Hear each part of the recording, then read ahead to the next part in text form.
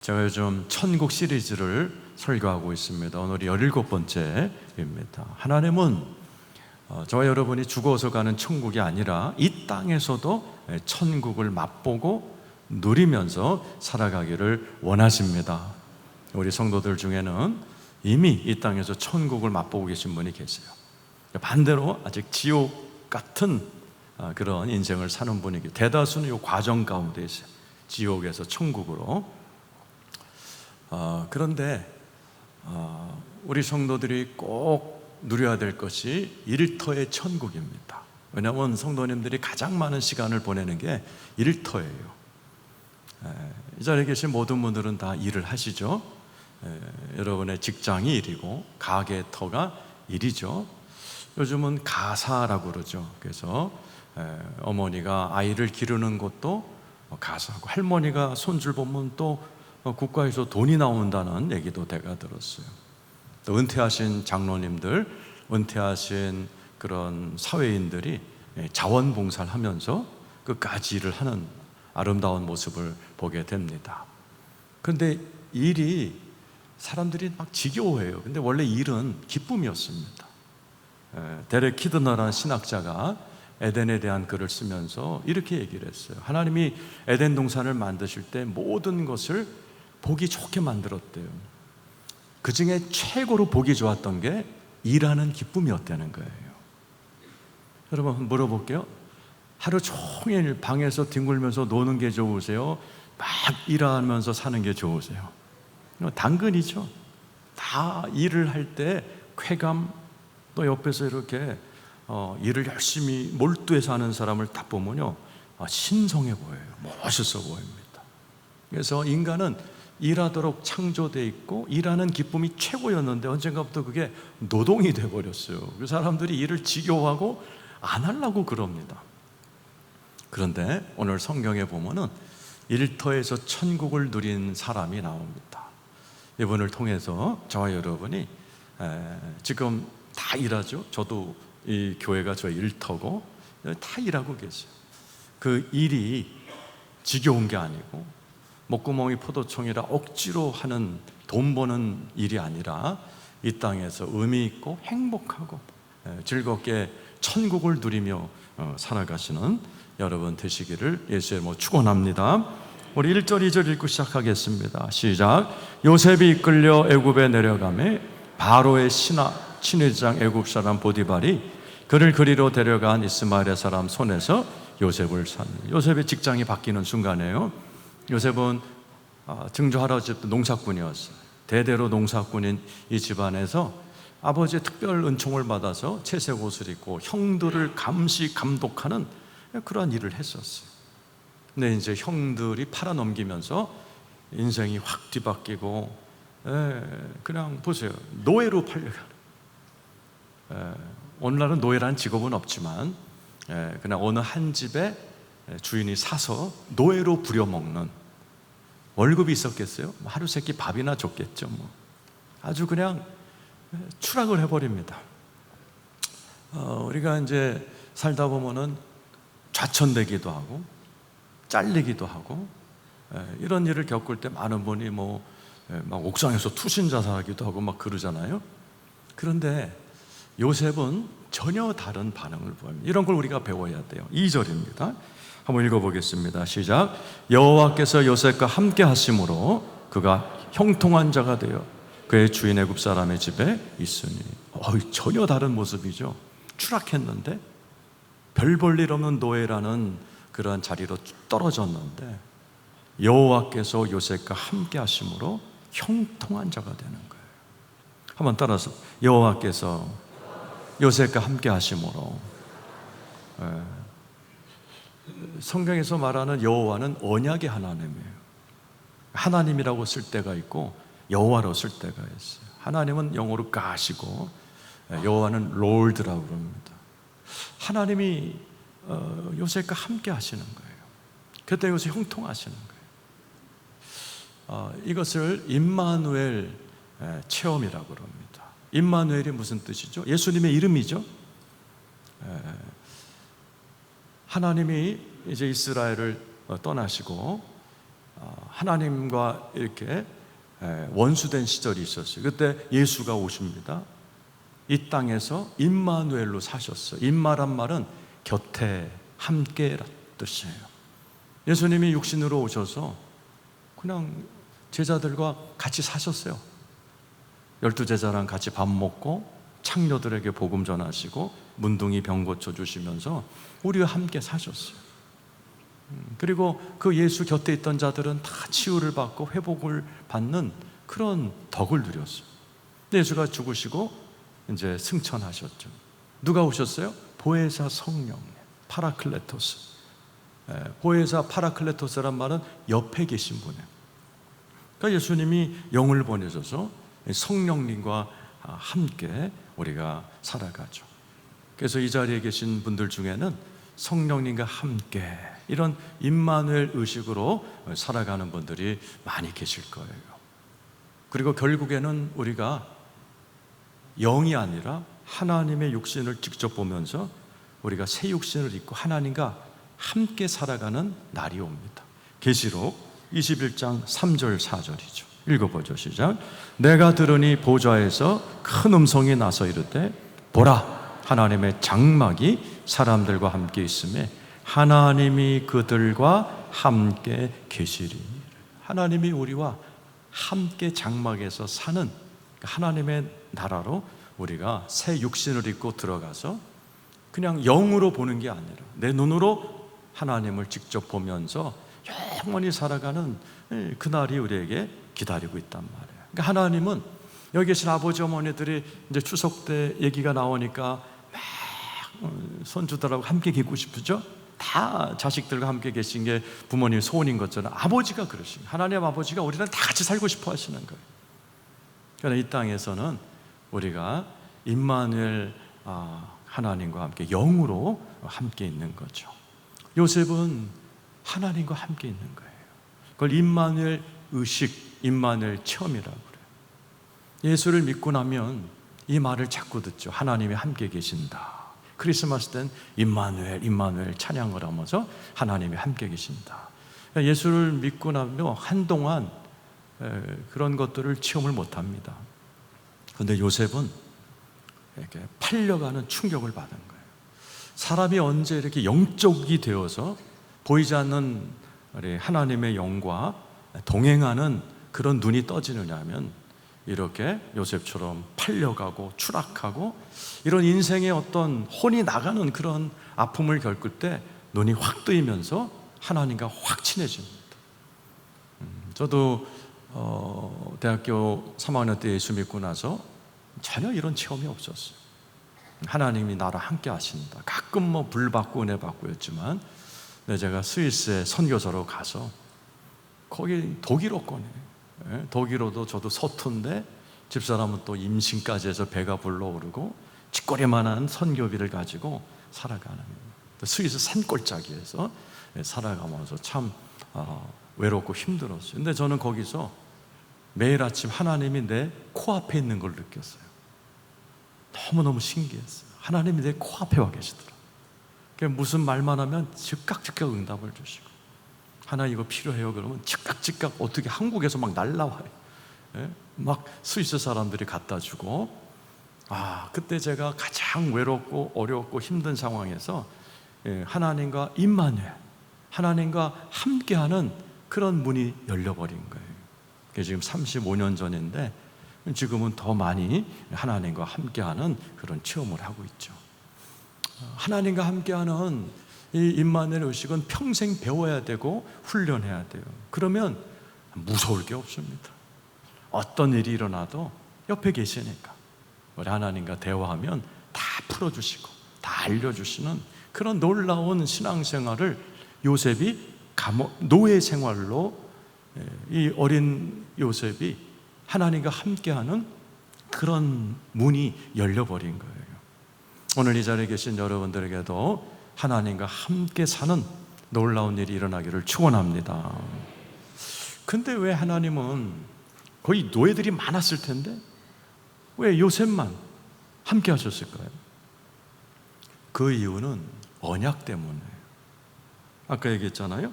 2절에 여호와께서 함께 계시. 여호와란 말은 언약의 하나님이란 뜻이에요. 요셉은 인격적으로 뭐 잘난 게 아니고 좀 뭐가 난 사람이에요. 형들 고자질이나 하는 마마보이였어요. 요셉 개인으로 보아서는 뭐 잘난 게 하나도 없어요. 하나님 앞에 특별하게 뭐 기도를 했다거나 그런 것도 없는데 딱 하나, 증조 할아버지인 아브라함이 하나님과 맺은 언약 가운데 요셉이 포함되어 있었던 거예요.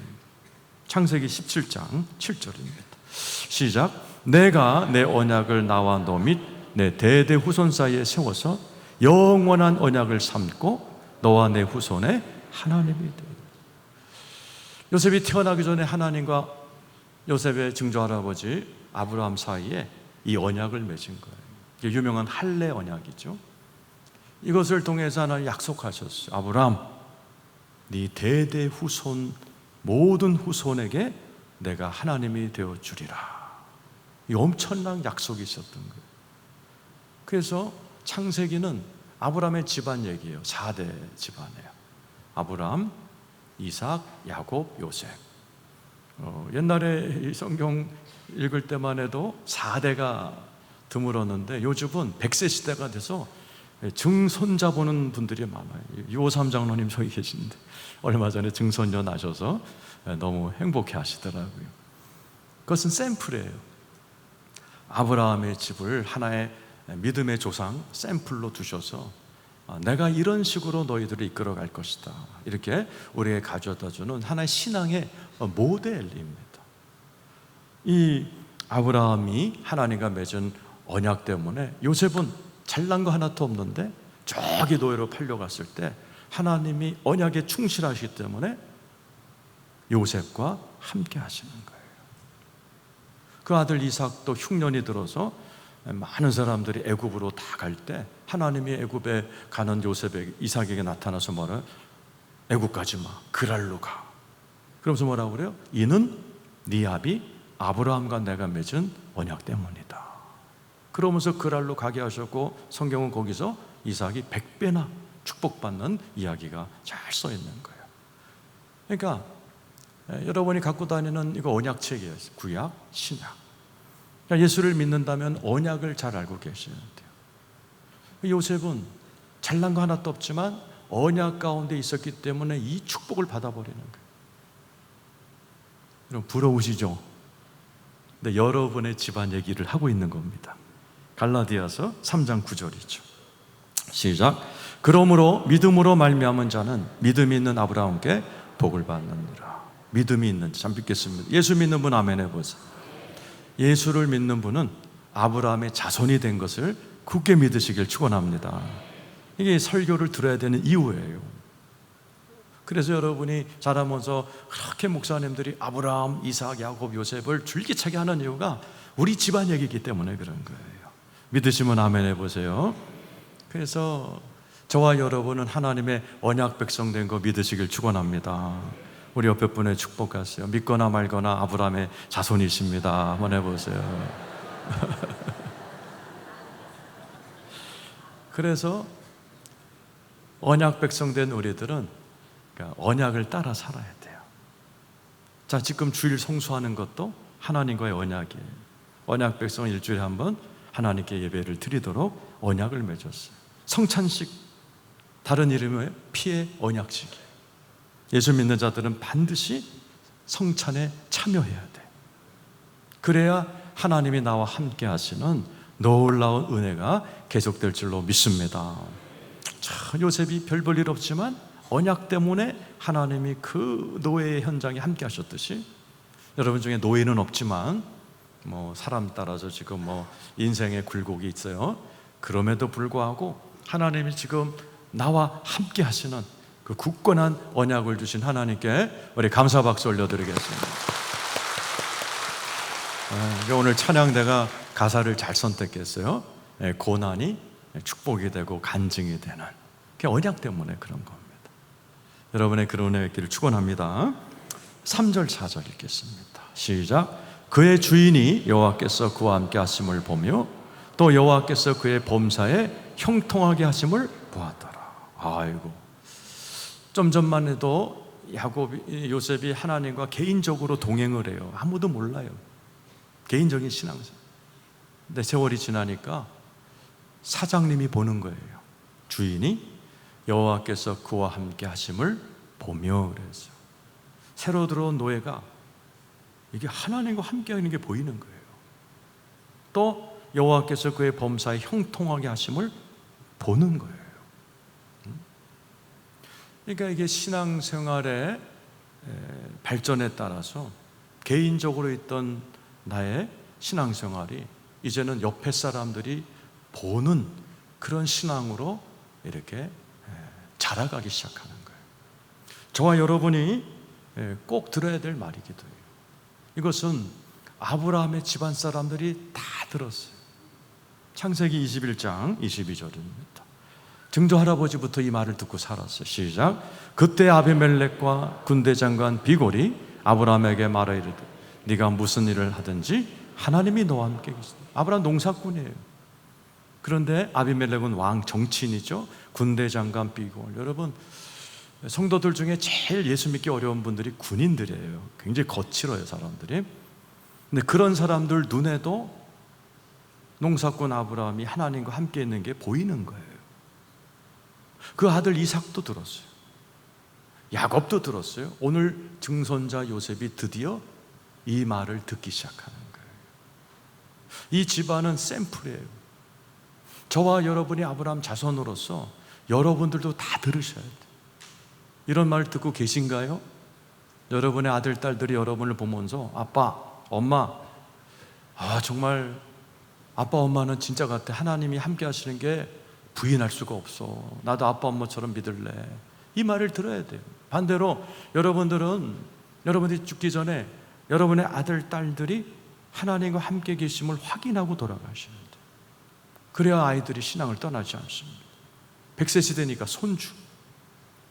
이 아들이 하나님과 동행하면서 하나님의 도움을 받아서 이렇게 형통한 삶을 살고 있는가를 보셔야 된다는 거예요. 오늘 이 요셉이 어떻게 이런 말을 듣는 사람이 돼요? 어떻게 이런 사람이 사람들 눈에 하나님이 함께하는 사람 이런 말을 어떻게 듣나요? 이게 우리 설교를 들어야 되는 이유 중에 하나입니다. 자, 시편 105장 17절에서 19절입니다. 한번 읽어보죠. 시작. 그가 한 사람을 앞서 보내셨으며 요셉이 종으로 팔렸도다.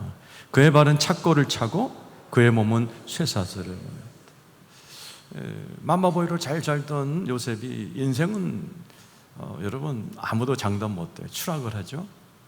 그래서 그가 착고에 노예가 되는 거죠. 그의 몸이 쇠사슬에 미어 있는 거예요. 이 몸이라는 단어 여러분 성경에 보면 동그라미 치고 1번하고 밑에 쭉 내리면 혼이라고 되어 있어요. 요셉이 혼이 쇠사슬에 묶인 거죠. 혼나는 거예요, 하나님께서. 예수를 믿으면 하나님의 영은 내 영에 들어와요. 그 영이 나타나야 되는데 가장 방해가 되는 게 혼이에요. 혼이 뭐냐면은 내 생각이에요. 평생 내가 쌓아온 내 자아의식이에요. 요거 있어요. 사람마다 자기가 알아요. 조상 대대로 물려받은 나만의 그 고집, 나만의 특이한 성품, 그게 혼이에요. 혼. 그게 깨져야 돼요. 하나님은 요셉의 그 못난 고집을 꺾어버리시는 거예요. 그리고 그 다음 절 읽어보시죠. 그 여호와의 말씀이 응할 때까지라 그의 말씀이 그를 단련하였다. 추락한 그곳에서 하나님의 말씀이 그를 단련해 나가는 거예요. 하나님과 동행하는 자가 될 수 있도록 하나님과 동행하는 것이 너무나 분명하고 차고 넘쳐서 다른 사람들이 보기에도 그러하듯이 말씀으로 그런 사람을 만들어 천하의 마마보였던 천하의 철부지였던 그도 인생의 고난 앞에서 혼이 나가는 체험을 하면서 말씀으로 듣고 말씀을 따라하면서 드디어 요셉이라는 남자 가운데 하나님이 나타나시는 거예요. 그거를 사장님이 보고 승진시켜주는 일이 일어나는 겁니다. 이 자리에 계신 여러분에게도 하나님이 나타나는 놀라운 일들이 일어나기를 축원합니다. 어떻게 하면 나타나요? 말씀대로 살면 나타나는 거예요. 요한복음 14장 21절입니다. 한번 읽어보죠. 시작. 나의 계명을 지키는 자라야 나를 사랑하는 자니 나를 사랑하는 자는 내 아버지께 사랑을 받을 것이요 나도 그를 사랑하여 그에게 나를 나타내리라. 나의 계명을 지키는 자, 하나님 말씀을 듣고 그대로 지키는 자, 주일 성수하라면 하고 성찬하려면 하고 봉사하려면 하고, 성경은 하라와 하지 말라로 되어 있어요. 하라 하는 거 열심히 하면 되는 거, 하지 말라는 거 안 하면 되는 겁니다. 요셉이 그렇게 살았어요. 요셉에게 왜 하나님이 그렇게 친밀하게 나타나는가를 그 다음 사건 하나가 나타납니다. 우리 6, 7, 8, 9절 한번 6절부터 읽어보죠. 자, 한번 읽어보죠. 창세기 39장. 네, 시작. 주인이 그의 소유를 다 요셉의 손에 위탁하고 자기가 먹는 음식 외에는 간섭하지 아니었더라. 요셉은 용모가 빼어나고 아름다웠다. 요셉이 참 잘생겼던 것 같아요. 잘생긴 사람들의 비극이 있죠. 여자들이 꼬인다는 겁니다. 그 다음 절에 나와요. 한번 읽어보죠. 시작. 그 후에 그의 주인의 아내가 요셉에게 눈짓하다가 동침하게. 사장님의 부인이 유혹을 하기 시작하는 거예요. 그 다음 절 읽어보세요. 시작. 요셉이 거절하며 자기 주인의 아내에게 이르되 내 주인이 집안의 모든 소유를 간섭하지 아니하고 다 내 손에 위탁하였으니 이 집에는 나보다 큰 이가 없으며 주인이 아무것도 내게 금하지 아니었어도 금한 것은 당신뿐이니 당신은 그의 아내입니다. 그런즉 내가 어찌 이 큰 악을 행하여 하나님께 죄를 지으. 하나님이 싫어하는 거 안 하겠다라는 거예요. 하나님이 싫어하는 이 짓을 나는 못하겠다. 그리고 10절 시작.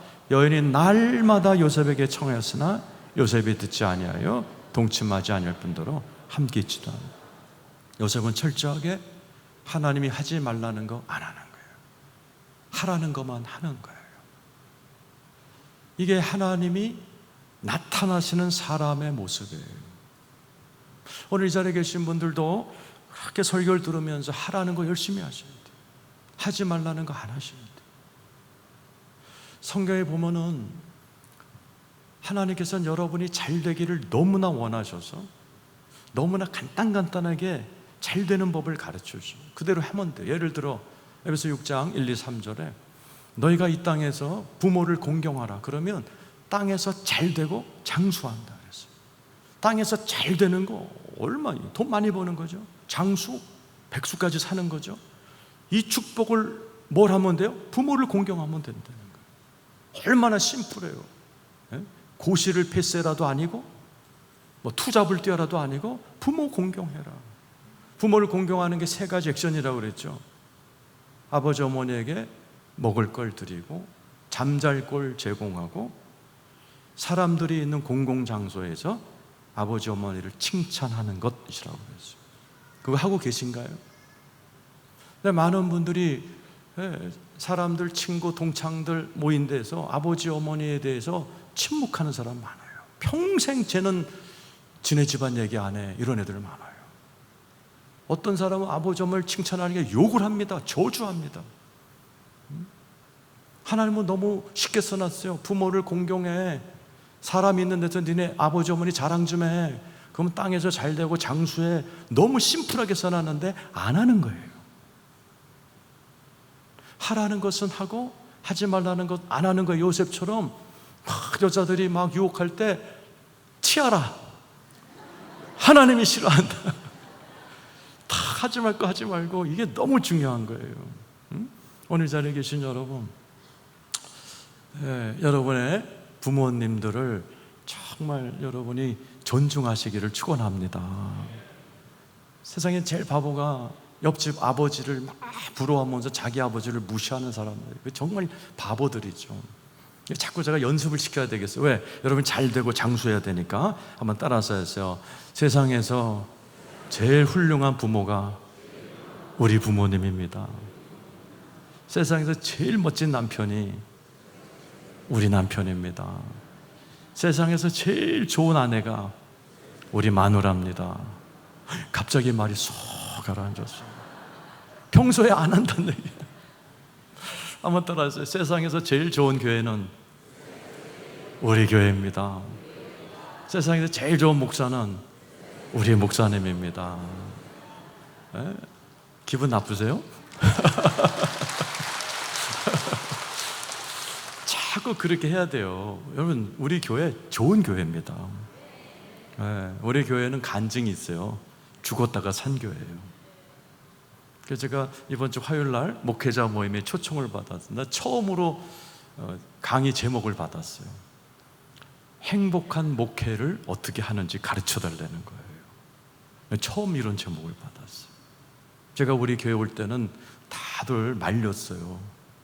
그 싸나운 교회, 이건호 목사같이 착한 사람 가면 시체로 나온다고 가지 말라고 그랬어요. 근데 지금 딴 소문이 난 거예요. 행복한 교회로. 응? 다음 달에 제가 영국 가잖아요. 영국 교회 50개 교회를 초청해서 목사님 교회가 완전히 깨졌다가 살아난 얘기 좀 해달라는 거예요. 그리고 우리 교회 여러분, 국제적으로 소문난 좋은 교회입니다. 그래서 자꾸 옆에 교회 부러워하지 마시고 여러분, 우리 교회를 사랑하고 부족한 게 많지만 점점 더 좋아질 것을 믿으시기를 축원합니다. 그래서 에베소서 6장 5절 6절 한번 읽어보죠. 시작. 종들아 두려워하고 떨며 성실한 마음으로 육체의 상전에게 순종하기를 그리스도께 하듯 하라. 6절. 눈가림만 하여 사람을 기쁘게 하는 자처럼 하지 말고 그리스도의 종들처럼 마음으로 하나님의 뜻을 행하고. 그러니까 요셉이 말씀대로 사는 거예요. 하나님의 말씀대로 성실하게 하니까 오늘 본문 4절 보세요. 39장 4절. 승진하는 거예요. 시작. 요셉이 그의 주인에게 은혜를 입어 섬김에 그가 요셉을 가정 총무로 삼아 자기의 소유를 다 그의 손에 놓였어요. 근데 주인이 딱 보니까 하나님이 함께하는 사람이야. 그러니까 다 가정 총무로 승진시켜줘요. 요셉의 삶에 이렇게 하나님이 축복하는 이야기가 많이 나오는 이유는 그런 유혹을 이기고 하라는 대로 성실히 일하고 하지 말라는 대로 유혹을 탁탁 물리치는 이 기본기를 잘한 거예요. 일가 영성이라는 아주 유명한 책이 있어요. 팀 켈러 목사님이라 쓰신 분인데 자기 교인 이야기가 변호사예요. 어느 날 이 변호사인 교회 성도에게 의뢰인이 찾아온 거예요. 이제 계약서를 작성해 달라. 근데 이 변호사가 계약서 내용을 쭉 들어보니까 이게 말도 안 되는 불공정 계약이에요. 이게 그대로 하는 게 업계 관행이래요. 많은 변호사가 그렇게 해주고 돈 받는다는 거예요. 근데 자기는 예수를 믿는 입장에서 도저히 이걸 못 쓰겠어요. 이걸 써주면 계약 저쪽에 있는 의뢰 해당자는 너무나 불행해지는 계약이라는 거예요. 그 목사님과 상담을 하고 하나님께 기도하면서 이제 지혜를 구한 거예요. 그래서 의뢰인을 불렀대요. 오세요. 당신이 원하는 대로 나 계약서 못 씁니다. 이대로 되면 당신은 돈 벌지만 저쪽에 해당되는 사람은 아주 망합니다. 크리스찬으로서 난 못하겠습니다. 그런데 내가 기도하는 중에 하나님이 지혜를 주셨는데 들어보시겠냐. 그러면서 기도 중에 주신 대로 내가 새로운 계약서를 제시할 테니 이대로 하면 윈윈이 합니다. 당신도 윈, 저쪽 분도 윈. 그러면 당신도 하나님께도 인정을 받는 좋은 기업인이 될 수 있습니다. 그러니까는 이 사람이 깜짝 놀라더래요. 여태까지 모든 변호사가 내가 원하는 데 써줬는데 당신은 이렇게 특이하게 하냐. 그러면서도 참 듣기 좋다 그러고서 변호사 말을 들은 거예요. 계약이 잘 됐고 그 돈 많은 의뢰인이 그게 인상이 깊었는지 그때부터 계속 모든 일들을 이 변호사에게 맡긴 거예요. 이 변호사는 수임을 많이 하게 되고 수입을 많이 받게 되면서 그러면서 아주 그 업계에서 아주 깨끗한 변호사로 인정받는 사람이 됐다는 자기 교인 이야기를 쓴 걸 보았습니다. 우리가 신앙생활을 하는 그리스도인들로서 일터에서 이렇게 언약 백성답게 정직하게 하나님과 동행하는 그러한 일을 할 때 손해볼 것 같지만 하나님이 오히려 우리를 높이시고 축복하실 줄로 믿으시기를 축원합니다. 마지막으로 우리 5절 한번 읽겠습니다. 시작. 그가 요셉에게 자기의 집과 그의 모든 소유물을 주관하게 한 때부터 여호와께서 요셉을 위하여 그 애굽 사람의 집에 복을 내리셨습니다. 처음에는 요셉이 하나님과 개인적으로 동행했어요. 그 다음 단계에서는 주변 사람들이 알아봤어요. 지금은요, 요셉을 통해서 이 주인 집에 있는 모든 사람, 모든 밭, 모든 것들이 복을 받아버려요. 확장돼 나가는 거예요. 하나님의 나라가 이런 식으로 작동한다는 거예요.